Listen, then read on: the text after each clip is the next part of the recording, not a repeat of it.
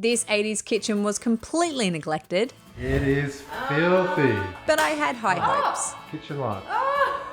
The word potential comes to mind. Our vision began to take shape with a few changes along the way. Oh, no. And I'm like, yes. And now we have finally finished our kitchen makeover. So we're taking you back to the very beginning to recap exactly how we created our dream kitchen. We bought a house. This is it. This now belongs to us. Everything. That gum tree. That belongs to us. This stick, that's our stick, Jono.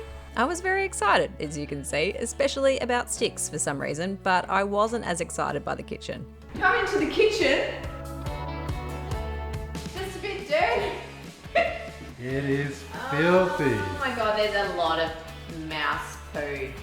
And it's quite filthy. First job. Clean Job. everything. It's, but you know what? Like, it's not bad, Nick. Not bad, Nick. Okay. So here we've got a Workable. pantry. Quite dark in the pantry, but this is cool. Everything is a little bit on the wonky side, but look, that's fine. We can fix it. We can fix it. Does this work? No, gotta No. fix that. Okay. Don't pull those things too hard because if the What cable... happens to this one? Oh, Oh! kitchen light. Oh! Spotlight. Wow, how dramatic. Pause for dramatic effect. All right. Might try and get some better fixtures going on there. So we weren't completely appalled with the kitchen, but it's safe to say we were underwhelmed. We actually ended up just cleaning it up and living with it as it was for about a year or two before we even started talking about a new design and how it would work. And those initial design conversations, yeah, they went really well. If that's the centre, that's I need to- 450, that's where the oven will end. That's kind of what I thought. The wall serves two purposes. It's for the range hood, and then on the other side It's for a backing thing, and we also need it to be And we need- central they have so to the be flue actually You're goes still talking central. while I'm trying to finish talking. Yes. Gotta love the reality of renovating with your partner. We did eventually come up with an overall plan. So once we had the concept, I started to design the cabinets, but before finalizing anything, we went shopping for appliances. I knew I wanted a characterful oven to create a modern farmhouse look, and we visited the Andico showroom to see their range of Falcon ovens. There were so many epic colours, and I was pretty obsessed with that green, but in the end I chose black, mainly because I knew I wanted to bring colour in with the cabinetry instead. I chose the Falcon Classic Induction Cooker and traditional canopy range hood. That's the induction cooktop. Yes. You very much wanted induction, but often when you go induction, you sort of lose that old school Yeah. flavour. So it's lovely to be able to bring You that. lose nice the touch dials, to it. don't you? You use the Yeah. tactile Yes. dials. Yeah. It's all touchscreen That's it. buttons. Note that I am quite heavily pregnant here. Might be a good time to point out that our son is nearly 1 now. So this kitchen renovation has been quite the process to get here.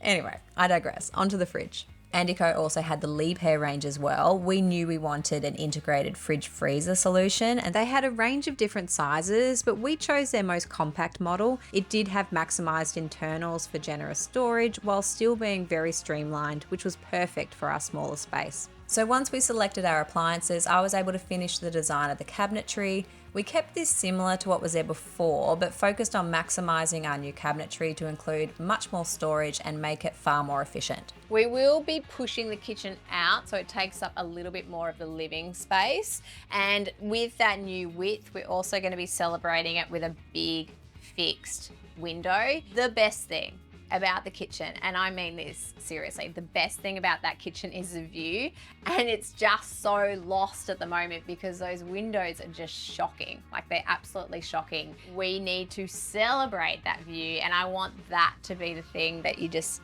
you know, I love being in the kitchen and looking out that tiny cracked window. So imagine if it's not tiny and cracked and it's beautiful and big. That's going to be very much the focal point of that space. Then I just had to select the finishes for the cabinetry. I chose Topiary Green from Polytech for the primary cabinet colour, with Polytech Tasmanian Oak as a secondary tone.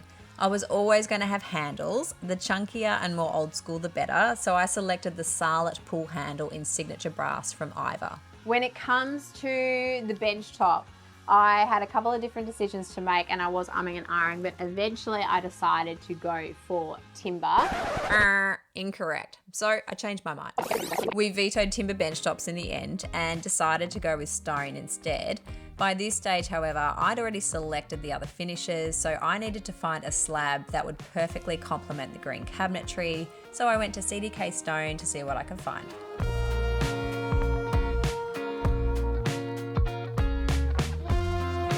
I think we found it.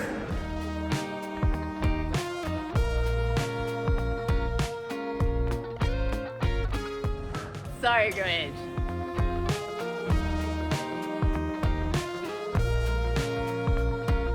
Oh, I'm like puffed. I just got back in the car. I was literally like umming and ahhing for so long, and then there was this one slab where I was like, oh my god, I have to see it. Like it wasn't out. I couldn't see the full face of it, and it was sort of tucked away. And I was like, oh, it's kind of cool. And they're like, do you want us to pull it out? You know? And I'm like, oh no, oh. And I'm like, yes. And then as soon as they pulled it out, I'm like, oh my god, that is the stone. Like that has to be in my house, like ASAP. It's called Mirage Lake. I mean, yes. Okay, so the stone was sorted, we were ready to roll, but while I was having a fun time in design land, Jono was prepping the house before the new cabinetry and appliances arrived. We wanted a brand new kitchen, and to do that, we did need to level the floors. The fireplace didn't really work anymore. It was completely rusted and burnt out. It was coming out anyway, so we decided let's kill this big brick structure and put something a little bit more slimline in place. Did you spot a little bit of remnants from the old kitchen? It's still got the garlic hanging on the wall. Like a lot of things in old homes that maybe not built to the same standard we build things to today, it wasn't that hard to pull all those bricks apart. But now it's time to start ripping up these floorboards. You can probably see how much the floor is still flexing as we pull each board up. We did unveil yet another issue with the flooring once we started to pull these floorboards up, and that is the joists. So that's all of the hardwood timber that you can see here. You can see as we pull the floorboards up, the camera shakes. That's probably because they're not fastened to the bearers very well. We did end up pulling all of the joists up and replacing them just to get it all perfect and level to get to our floorboards. All right, time to get some sheets down. Then it was time for our new floorboards. We chose Spotted Gum Rustic, part of the Native Squared collection from Carpet Court. These engineered timber boards have such great variation to them. We loved the texture and rich tone, and they really complement the rest of the timber in the cabin, especially our timber ceilings. Oh no, don't put your hand in the glue. Don't know how it happens. Keep cleaning my hands, but they're black. Thick, heavy, cold glue today.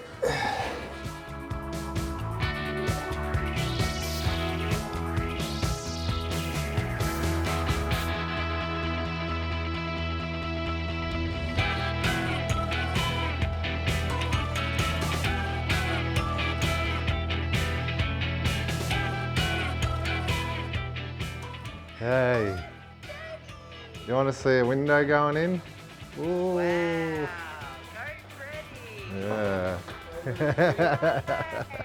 After all that massive effort, it was time for our new windows to go in, and I got my dream fixed window overlooking the ocean.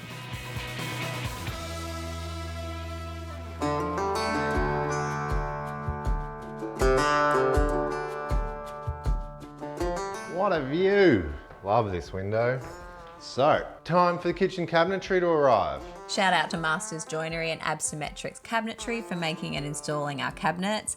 I must say, I was actually terrified during this install because I was 2 months postpartum when I designed this cabinetry, and I was not in the right headspace to be designing a kitchen, and I was just so worried that I'd made a mistake. But very happy to report it all went very smoothly.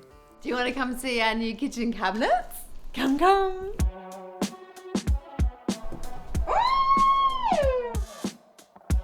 What's that? Oh, cheeky chocolate, bit of old gold, very important. So we're going to have a timber open shelf that runs all the way along here. Excellent. We've also got more drawers here. Well, we're also missing a few things. We're missing wall here, range hood, a bit of patching and finishing off to do. But Yeah. we're like No bench tops. No 90% there. No trim. No walls. Better get back into it then. Don't get a break, do we? No. Technically, I did get a break. Jono, on the other hand, he said about sheeting that internal wall for the range hood. So the goal today is to sheet this entire wall.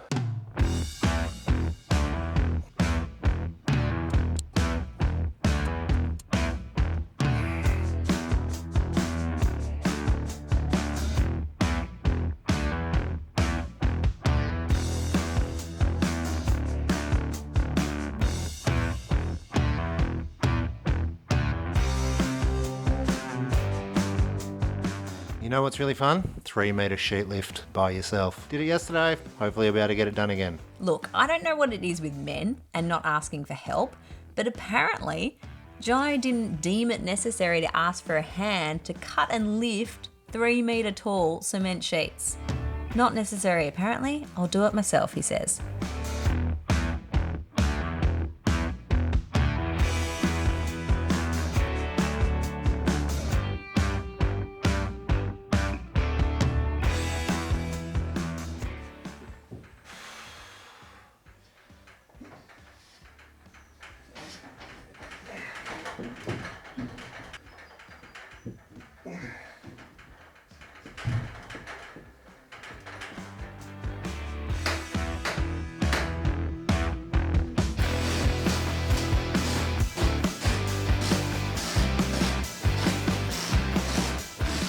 Once the cement sheeting was up, Jono primed and then painted. He absolutely hates painting. That's usually my forte, but clearly he was on a mission and he absolutely nailed it. I did end up helping out though, guys, with a late night sesh painting the walls before the bench tops arrived. Alright, it was starting to look like a real kitchen at this point, and it was time for our bench tops to go in. We had been making do with yellow tongue bench tops for a bit longer than I wanted, so I was very much ready for an upgrade. I gotta say, one of the more challenging aspects of this renovation has been finding trades that are just happy to travel to the Otways to work with us. So big shout out to Ben from Natural Stone Geelong, who cut and installed our bench tops. But then Jono decided, you know what? He simply wasn't working hard enough. I've gone and made my own black butt trims. What did I do? I jumped on Facebook Marketplace and I found someone up the road, very lucky, who was selling their leftover floorboards. I think he might have actually gone mad at this point. He did actually share a detailed rundown on how he repurposed these black butt floorboards into custom window trims. If you want to check that out, hopefully a link magically appears. Otherwise, head to our last kitchen renovation video. Then it was tiling. Are we tired yet? I'm tired. Jono definitely is. We had these tiles left over from a previous project. They're primarily an off-white creamy tone, with some tiles featuring more shades of green and pink. So they're actually a really great fit against that quartzite and the cabinetry. They also had a great textural finish, but that variation also made tiling quite difficult to get them as uniform as possible.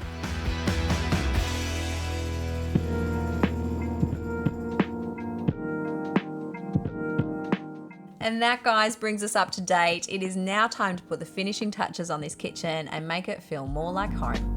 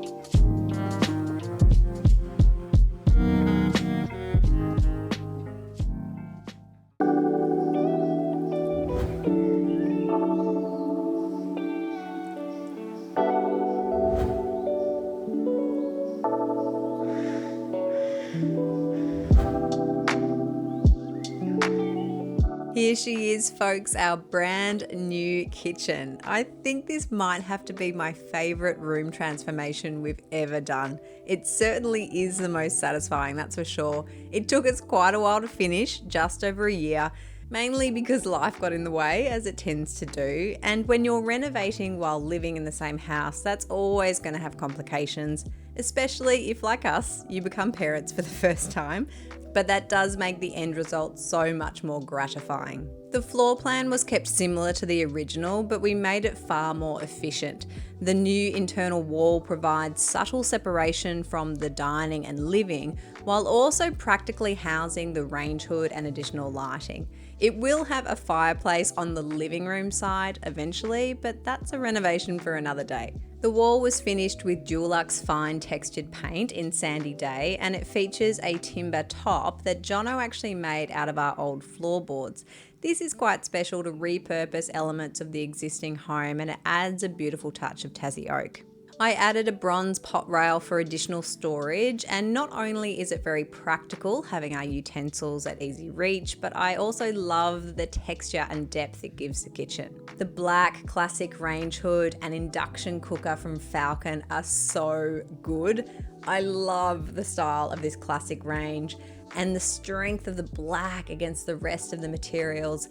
It is a lovely oven to use, and it really is a hero feature in this kitchen. Our new bench tops make me so incredibly happy. If you can't tell by now, I personally love materials that are rich in personality, and this Mirage Lake quartzite from CDK Stone is so full of texture, colour and rhythm. Predominantly blue, grey and green, it's the earthy notes of red, rusty brown that I am absolutely obsessed with. The bench top works so beautifully with the cabinetry colour, which was topiary green from Polytech, and I specified a 40mm mitered edge, and I think that worked really well to complement the chunkiness and the boldness of the brass Sarlet cabinet pulls from Iva. You'll notice that I have mixed a few of my materials in terms of fixtures. I have brass, bronze, chrome, brushed nickel, and even a touch of gold. This was deliberate because I wanted to create a bit more depth and also invite a slightly gathered and homely look rather than having it feel like a brand new kitchen. The brushed nickel of the tap sits quite magnificently over that matte black sink. I chose the Cato era pull-out sink mixer and Frank City double bolt undermount sink. Both of these are from Reese. I was tossing up between choosing a stainless steel sink, but in the end I thought the matte black was a much better option as it recedes well and it allows the bench top and the tap to be more of a feature. And it also helps to tie in with the black oven, which is perfectly centered on the other side. That in itself was quite the design headache, but definitely worth it. I'm not really a clean, empty surfaces kind of gal. Never have been, never will be. I prefer to have items out in the open, so my own kitchen was no exception. I love the inclusion of the timber shelves.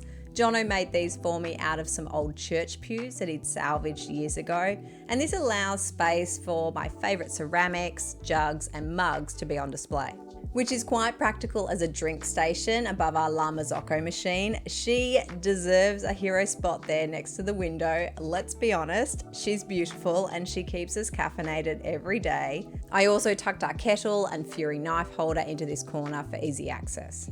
The sky-high open pantry brings such an energetic storage solution to this kitchen. It's tucked neatly behind the existing wall. We really liked that concept of the original pantry, but simply wanted to execute it better by opening it up a bit more. Some people are scared of open pantries because you can see everything on display, but I personally think it holds you accountable. You can't just stuff it full of food and inevitably lose sight of things. That's also why I love the shallow depth of this pantry. It's just deep enough for adequate storage, but not so deep to allow too much to be thrown onto the shelves. Full disclosure, my 1-year-old is seriously messing with my beautifully styled pantry right now, and I have now had to empty those bottom 2 rows.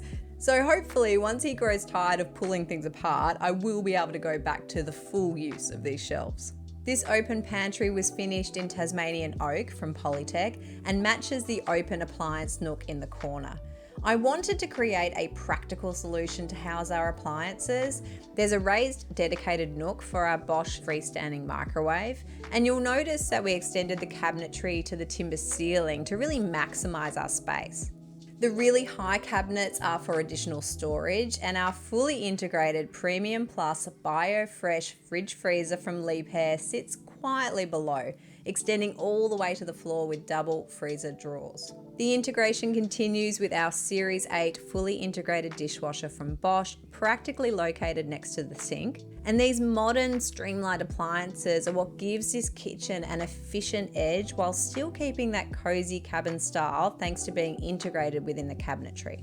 I did manage to sneak an additional pantry into the cabinetry. I didn't have a lot of space, but I added a narrow pantry cupboard with pull-out drawers, which is so effective to house all those, let's say, messy pantry items, if you will. And wherever I could, I added drawers for further functionality and greater storage, like the generous drawers underneath the oceanside window and pull-out drawers on either side of the oven. The floor, my goodness, we could not have installed any of these cabinets or appliances on the old floorboards. They simply would not have held up. So the work that Jono did, not just installing the floorboards, but also replacing the joists and the subfloor, just made the world of difference. The floor is rock solid now, and the spotted gum timber floorboards are so rich and inviting. These boards are the Native Squared collection from Carpet Court, and they are simply a joy to walk over, and I adore the variance in tone.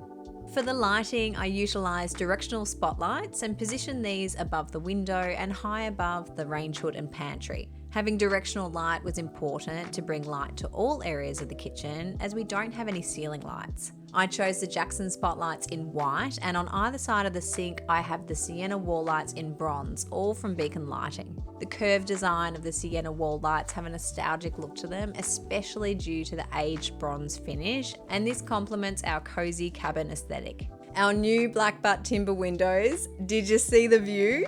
And I'm not talking about the one that looks out onto our soon-to-be defunct water tank and construction material. That will be fixed soon enough.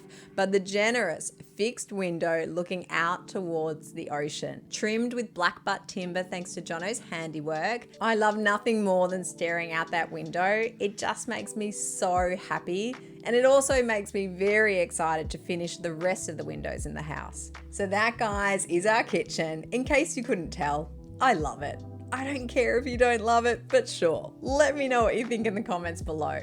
If you want to shop any of the products we used in this kitchen, I will include these in a Get the Look article, which you can find in the description below. You can also find this on the Hunting for George website. Thank you to all our brand partners for helping us create this magnificent kitchen. Make sure to follow us on Instagram for more updates and house inspiration. And you know it, be sure to like and subscribe. We're working on plenty more room makeovers that will be coming your way soon.